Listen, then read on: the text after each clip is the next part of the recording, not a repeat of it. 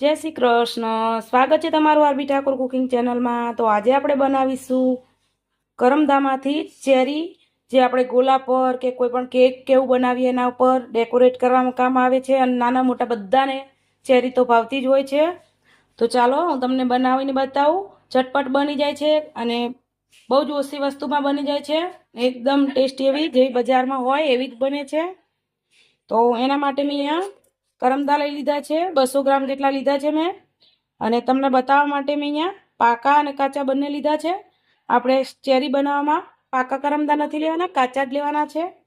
તો તમે જોઈ શકો છો આ રીતના વ્હાઈટ જેવા હોય અને આ રીતના લાલ જેવા હોય એવા લેવાના। એકદમ આવા લાલ કરમદા પાકેલા નહીં લેવાના। મારે અહીંયા ઝાડ છે એના પરથી જ હું લાવી છું, આનો એક ઝાડ હોય છે, તમે જોઈ શકો છો। એટલે આપણે આ રીતના પાકા કરમદા અલગ લઈ લઈશું। આ તમને બતાવવા માટે જ હું વીણીને લાવી છું કે આ રીતના પાકા જો હોય તો એ આપણે અલગ કરી લેવાના છે। અને આ રીતના કાચા કરમદા જોઈએ આપણે એકદમ કડક હોય અને તાજા હોય એવા લેવાના। તો મેં અહીંયા બધા જ કરમદાને પાકાને અલગ કરી લીધા છે, તમે જોઈ શકો છો। ને કાચા લઈ લીધા છે, અને બને ત્યાં સુધી એકદમ તાજા અને કડક હોય એવા લેવાના।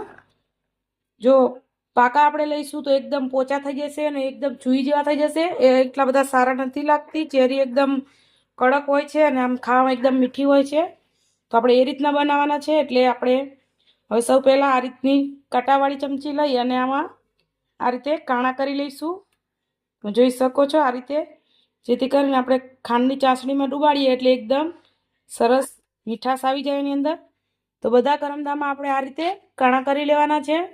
અને જો તમારે કાણા ના કરવા હોય તો તમે આ રીતે એક નાનો ચીરો પણ લગાવી શકો છો આ રીતે। જો તમારે કાણા ના કરવા હોય તો આ રીતે ચાકાની મદદથી ચીરો કરી લેવાનો। તો આપણે બધા કરમદાને આ રીતે તૈયાર કરી લઈશું। આપણે બધા કરમદાની અંદર કાણા કરી લીધા છે, અને તમે જોઈ શકો છો આ રીતે આપણે કાણા કરતા ગયા અને પાણીમાં નાખતા ગયા હતા તો કેટલું બધું અંદરથી આ રીતે ડોળ નીકળ્યો છે। પહેલાં જ મેં કરમદાને 2 થી 3 પાણી સરસ ધોઈ લીધા હતા, તો પણ આ રીતે અંદરથી દૂધ જેવું નીકળતું હોય છે। એટલે આપણે કાણા કરીને પણ ફરીથી ધોઈ લઈએ એટલે બધું જેટલું એક્સ્ટ્રા દૂધ હોય અંદરથી એ નીકળી જાય। અંદરથી કરમદામાંથી થૂર જેવું નીકળતું હોય છે અને એનો ટેસ્ટ એકદમ કડવા જેવો હોય છે।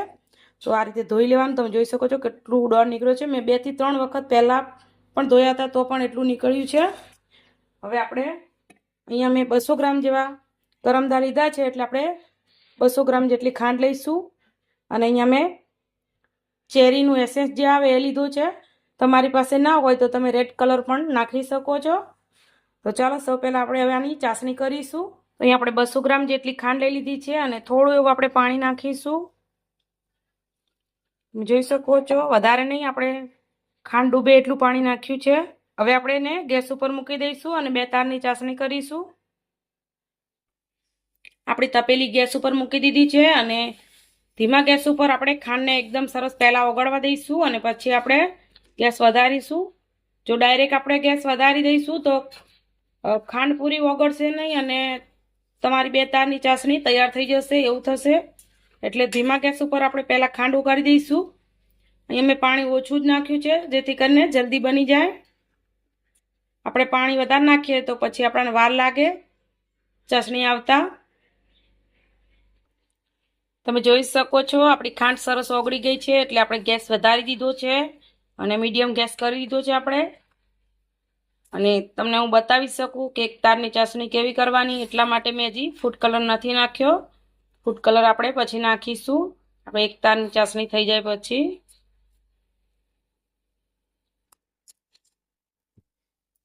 આપણી 1 તારની ચાસણી થઈ ગઈ છે અને તમે જોઈ શકો છો કે પરફેક્ટ એવી આપણી 1 તારની ચાસણી થઈ ગઈ છે। આ રીતની આપણી ચાસણી થવી જોઈએ।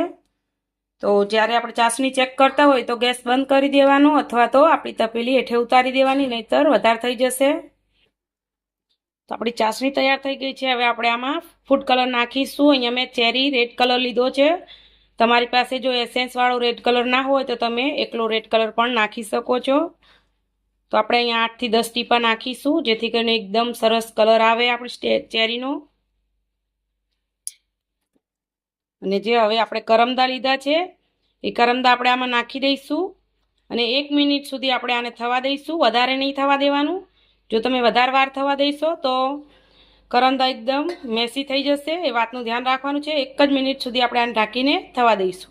1 મિનિટ જેવું થઈ ગયું છે અને આપણે એકદમ સરસ કરંદા પાકી ગયા છે. તમે જોઈ શકો છો કે કેટલો સરસ કલર આવ્યો છે. આપણે કરમદાને 1 મિનિટ સુધી ગેસ ઉપર થવા દીધા છે અને હવે આપણે હેઠે ઉતારી દીધી છે તપેલીને. અને તમે જોઈ શકો છો કે હલકો હલકો કલર અત્યારથી જ આવવા માંડ્યો છે, પણ હજુ સુધી એની અંદર મીઠાશ નથી ગઈ. એટલે હવે આપણે ઢાંકી અને 1 દિવસ માટે આપણે આને રહેવા દઈશું, જેથી કરીને એકદમ સરસ આપણા કરમદાની અંદર ચાસણીની મીઠાશ પણ આવી જાય અને એકદમ સરસ લાલ કલરના આપણી ચેરી બનીને તૈયાર થાય. તો આપણે ઢાંકી અને 1 દિવસ માટે રહેવા દઈશું. જો આપણે રાતના ટાઈમે બનાવતા હોય તો સવાર સુધી રહેવા દેવાનું, અને સવારે બનાવતા હોય આખો દિવસ માટે રહેવા દેવાનું. એ રીતે આપણે કરવાનું છે. તો હવે આપણે ઢાંકી અને મૂકી દઈશું. આપણે 1 દિવસ માટે ચાસણીમાં રહેવા દીધી હતી ચેરીને. તમે જોઈ શકો છો એકદમ સરસ મજાની આપણા કરમદામાંથી ચેરી બનીને તૈયાર છે. અને જો આપણે 1 દિવસમાં આ રીતનો કલર ના આવે તો તમે 2 દિવસ માટે પણ રાખી શકો છો ચાસણીમાં, એટલે એકદમ સરસ આ રીતનો કલર આવી જશે. અને તમે જોઈ શકો છો કે એકદમ માર્કેટ જેવી આપણી ચેરી બનીને તૈયાર થઈ છે, અને ટેસ્ટમાં પણ એકદમ માર્કેટ જેવો ટેસ્ટ આવશે. તો તમે એક વખત આ રીતે કરમદામાંથી ચેરી જરૂરથી બનાવજો અને મને કોમેન્ટ કરીને કહેજો કે તમને મારી આ રેસીપી કેવી લાગી. અને જો તમને મારી આ રેસીપી ગમે તો લાઇક, શેર ને સબસ્ક્રાઈબ કરવાનું ભૂલતા નહીં. આવજો ને જય શ્રી કૃષ્ણ.